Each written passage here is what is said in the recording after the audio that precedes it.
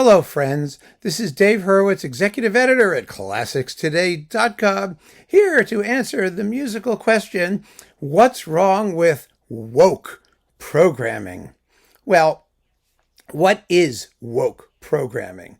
Woke programming is where your local performing arts organization or record company makes artistic decisions based on completely non-musical considerations, such as the color of the composer's skin, their sex, their sexual orientation, or some other sort of culturally trendy reason for making said decision.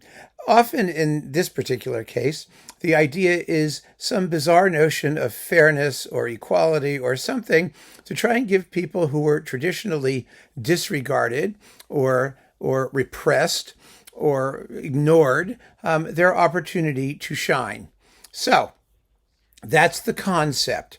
Now, I see in the comments many things about how terrible it is that people do things for woke reasons. Wokeism or wokeitosity or wokealiciousness or whatever you want to call it is supposed to be a bad thing.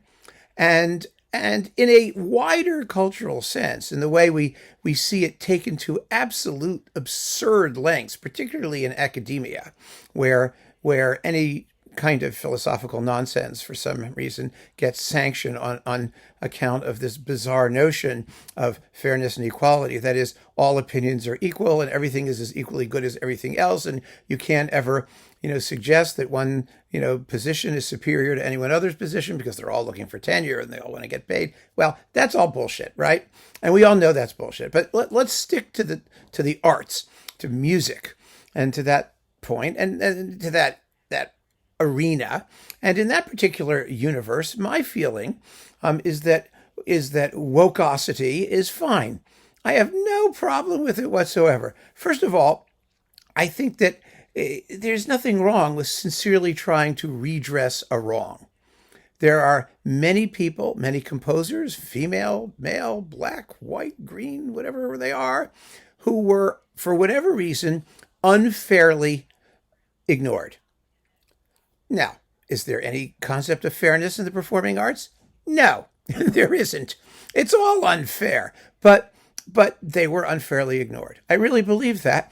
And so to the extent that people, out of genuine sense of goodwill, want to give these artists an opportunity to have their work displayed in a public forum, I think that's wonderful. It's just terrific. Why not? Who does it hurt? It's not like a zero-sum game that one person is given an opportunity, and that means other people aren't going to have opportunities. We have a performing arts military industrial complex that is enormous. That's enormous. It's huge. There are bazillions of orchestras and performing arts organizations and chamber groups and opera companies and all over the world, trillions and billions of them. And they're playing all kinds of stuff. So, and frankly, the main determinant for so many of these things still, even these days, is money. It's, people pay, they get played. They have the right sponsors. They have the right connections. They have the right in. There's no pretense to fairness. How do you pick these things? How does a conductor know that they're going to use, the work of such and such a composer? Well, probably they're sleeping with them one way or another. Or singers, who are the singers? Who are the soloists who trundle around following their conductors or certain other groups? They're all just, when you're selling yourself, let's face it, that's what they're doing, right? Performing arts people, musicians, artists. They're selling themselves. It's all a form of prostitution one way or another. And you got to interest people in you. So you do it however you can and whatever works. That is the arts in a nutshell. People don't like to talk about it because it's supposed to be, high culture. And people think that high culture has a moral value and that moral value should somehow express itself in ideal human behavior. Well, forget that. And I'm not saying that to be cynical. I'm saying it because it's just unrealistic. It's not how people behave. So to the extent that performing arts organizations have gotten together and said, listen, for the cause of social justice or whatever reason, let's do this. I think it's wonderful. And let's be even more honest and fair, shall we? What is the alternative? Really, what's the alternative? Back in the old days, for musicians, composers, and soloists, they were completely at the mercy of aristocratic patrons. One person's taste determined what the whole world would later regard as a classic, what was preserved. And if you were not at the mercy of a single psychotic, as often as not, or schizophrenic, or sort of inbred, mentally, chronically diseased something or other, then you were dealing with the town council of Leipzig, as Bach had to. People who couldn't give a crap about music. All they cared about was how much it cost. That was it. Remember Bach's constant struggles to try and have performing arts organization that was worthy of his musical ideals, which he never got, by the way, and which sort of tells us that the music that he wrote probably had very little to do sometimes with the actual circumstances of performance that he was forced to put up with. And the period instrument people know that, but we're not going there. That was how stuff got written. That was how these people survived. And when they were done, they had no unemployment insurance. They had no Social Security. They had no pensions. Well, some of them had pensions. Haydn had a pension, a small pension. But they died in poverty and penury. It was horrible what happened to these people. Vivaldi, and you look at the history of these Baroque composers, they had their moment in the sun, and then all of a sudden they're dying in poorhouses. Bach's second wife, Anna Magdalena, it was horrible.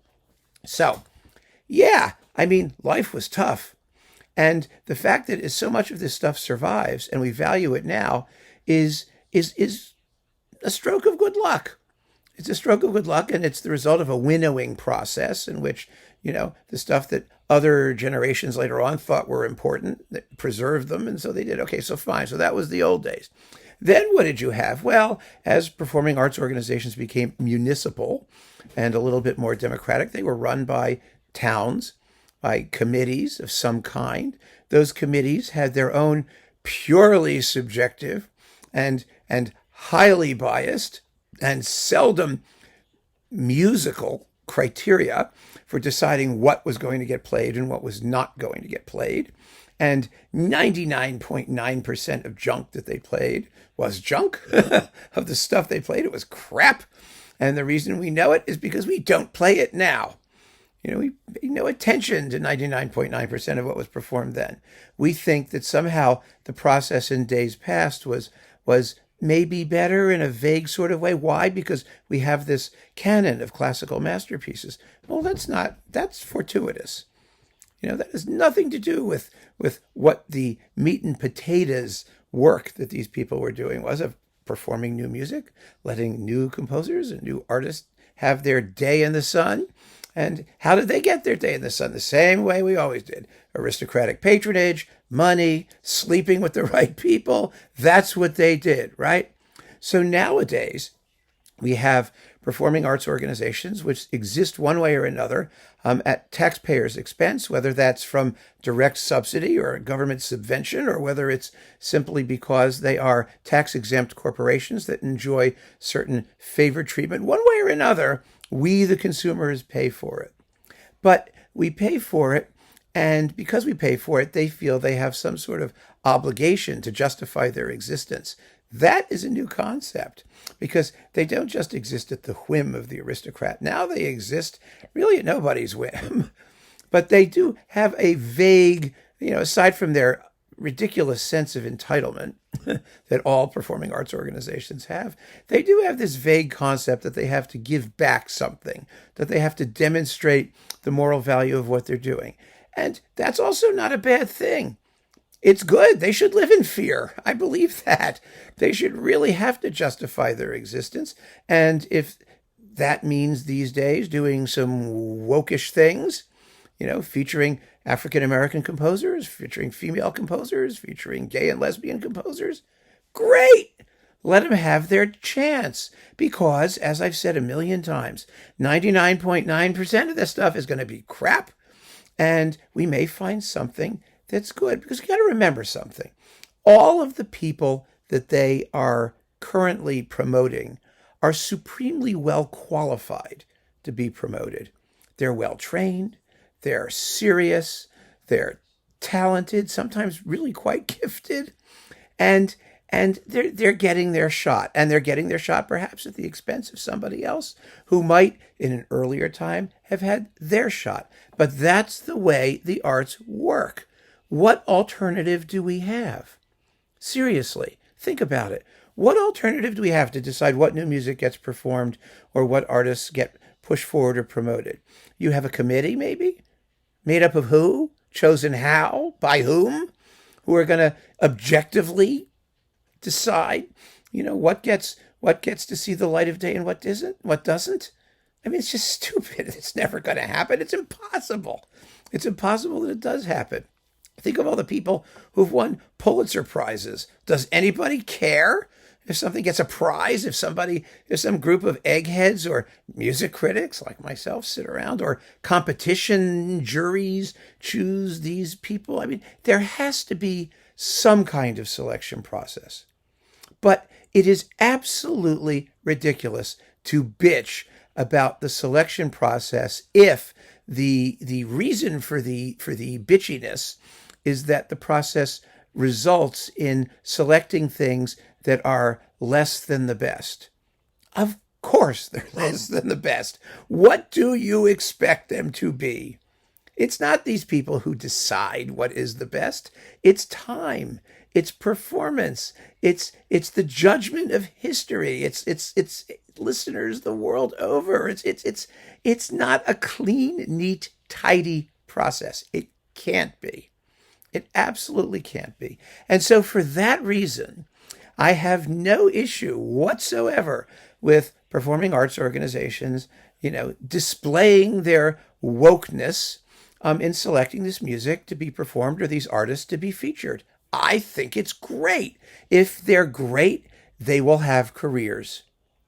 They will. I mean, they will have careers that survive them. And if they aren't, they're superbly well trained. They basically know what they're doing, and they'll have their moment in the sun, and they'll fade away, and we will have some musical enjoyment along the way. And there's nothing wrong with that, is there? I mean, really?